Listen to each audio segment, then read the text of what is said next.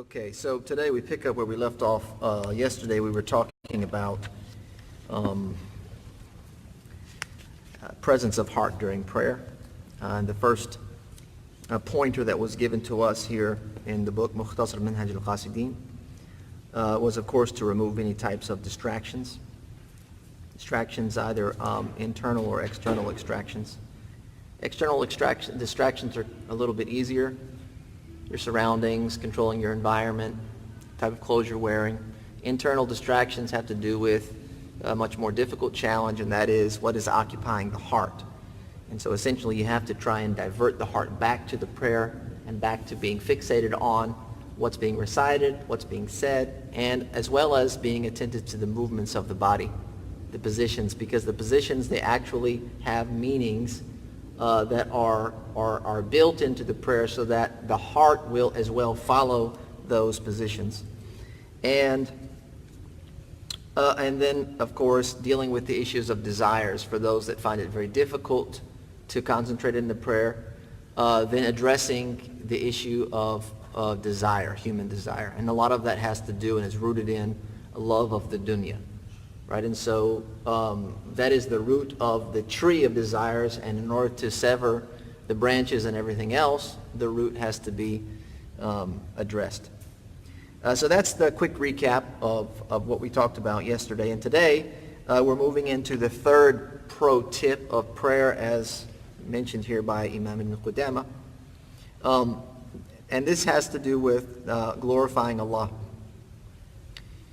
Glorifying Allah subhanahu wa ta'ala and exalting Him, recognizing His grandness and His majesty. And when you are able to do that, to acknowledge and recognize the grandness and magnificence of Allah subhanahu wa ta'ala, it's really a self-assessment or realization that there's something lowly about your own self. Allah subhanahu wa ta'ala is Akbar, and you are what in comparison to Allah? Allah is the sublime, and you are who in comparison to Allah subhanahu wa ta'ala? And you understand that the soul is made basically to be in a state of servitude and not to have the upper hand.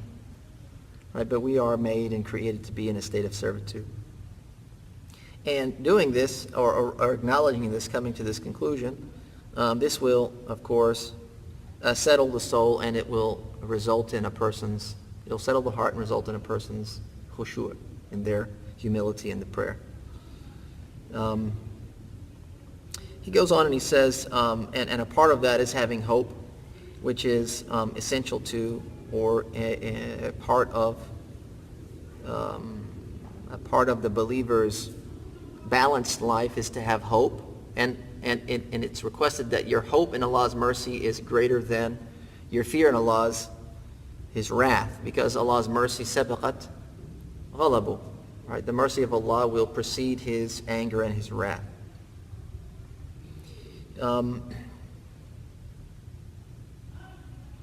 So the person that is engaged in this pursuit of khushu', they have to be hopeful in the reward of their prayer, that they'll be rewarded for it. And they also maintain that balance by fearing that there may be some negligence in their prayer. There may be some elements of the prayer that are missing, and so they're worried about that. So they're balanced. They hope that it's accepted, but they're also worried that they're not living up to what they should be doing. And the servant of Allah subhanahu wa ta'ala, the one that is engaged in prayer, is obliged to have a present heart in every single prayer. And some beautiful words here that relate the actions of this life, even the devotional actions, to the hereafter. He says that when you hear the call of the mu'adhin, it's to you as if it's the call of al-qiyamah, as if it's the call to the resurrection. And then, of course, you have to respond to that in some way. And you have to take account as to how you're going to respond. Just like when the adhan is called, you have to respond to that. Are you going to stand for prayer, or are you going to go off and do something else? So there's a response to that. Or when you hear the adhan, what is it that you're going to say? Are you going to remain quietly? Are you going to remain in conversation with someone? Are you going to remain on the phone? Or are you going to respond to the adhan by repeating after it as is prescribed? So you have to look at how you're going to respond to the call of al-qiyamah by looking at and taking account of your deeds and your actions. And you're also going to look at with what body you're going to be present or you're going to present. And so he connects this as well. He says that when you cover your awrah, for prayer, when you dress appropriately for prayer and you cover your awrah, what's intended by doing that is to cover the deficiencies of the body from the rest of mankind. Right? If you, by covering yourself, you hide any markings or any, just in general, there's kind of fadiha here. It's a bit of exposure that we're shy to reveal. So covering the awrah, it does that from the rest of creation. But when you're doing that, you have to remember about the awrah of what's internal, right? The heart, if you will, or the soul. How are you going to cover that? How are you going to cover the deficiencies of the soul and the faults and the ugliness of the soul? How are you going to cover that and hide it from Al-Khaliq, the creator of the heavens and the earth, which between you and him there is no hijab, there is no izar, there is no ridat, there is no thobe, there is nothing, there's no pants and shirt, no tie cute enough to put on that soul of yours that will distract Allah from what it is that it really contains. He says to expiate that, basically the faults or al-fada'ih of the soul, they're expiated by remorse and shyness and fear. He says when you go to face the qibla and you turn your face or your body away from all other directions except for the house of Allah subhanahu wa ta'ala, because that's what you're doing. When you face the direction of prayer, you're facing Allah's house. It means you're not facing your job, you're not facing your wife, you're not facing your husband, you're not facing your children, you're not facing your hobbies, but you're facing the house of Allah for worship. You also have to turn your heart to Allah subhanahu wa ta'ala, and this is a priority, more so than the physical facing of the qibla, is the turning of the heart.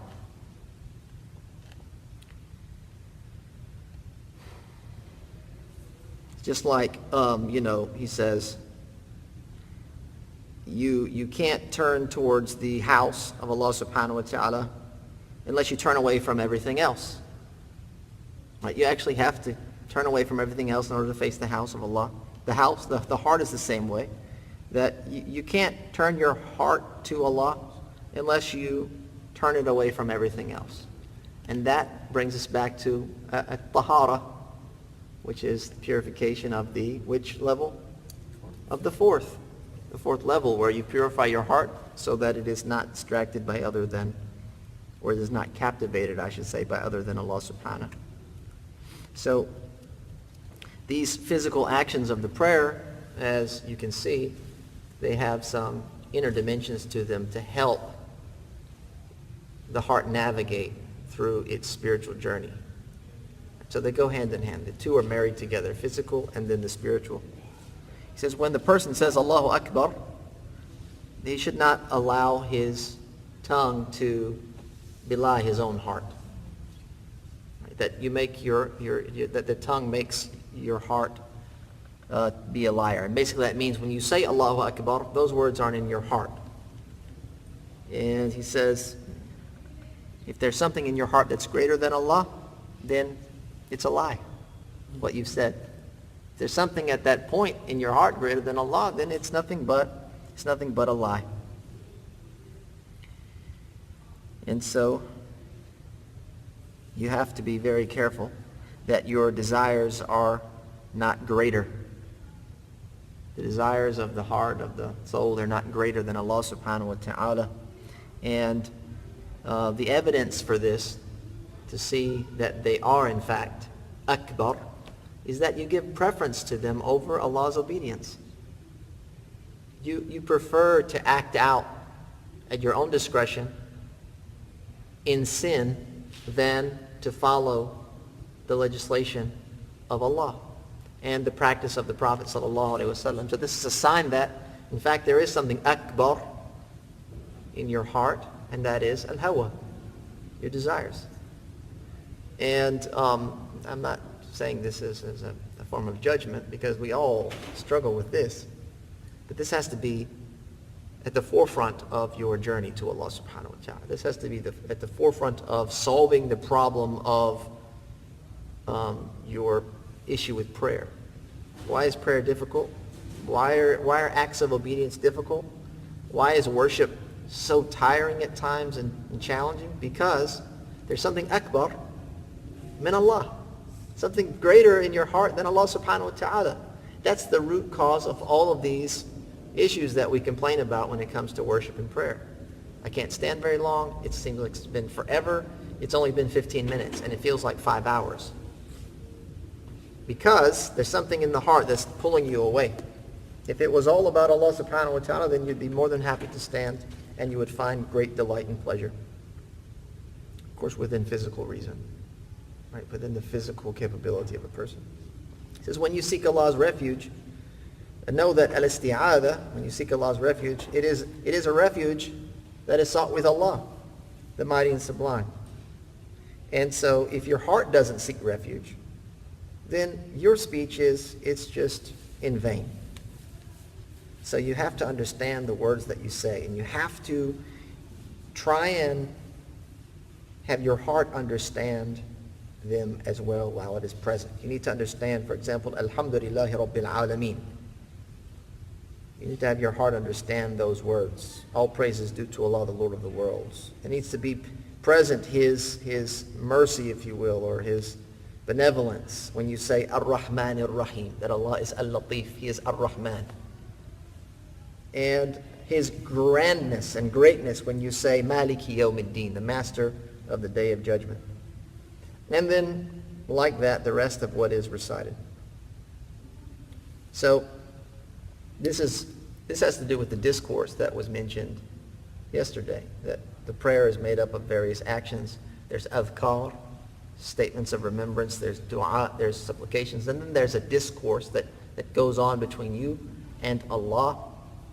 And the powerful nature of this discourse has been reported that Zurara ibn Abi Awfa, who was a qadi of Basra during the early days, radiallahu anhu, I think he was min the tabi'een, it was reported that he read in Salat al-Fajr, فَإِذَا نُقِرَ فِي النَّاقُورِ, and when the horn is blown. Right? The horn, of course, is talking about the Day of Judgment, and that's how the day will begin, that the angel will blow into the horn, it will be a loud blast, and then the day of resurrection will begin. They said when he read this, due to the fact that he was so engaged and his heart was so fixated on what he was reciting and his faith in the hereafter, that he fell down and died.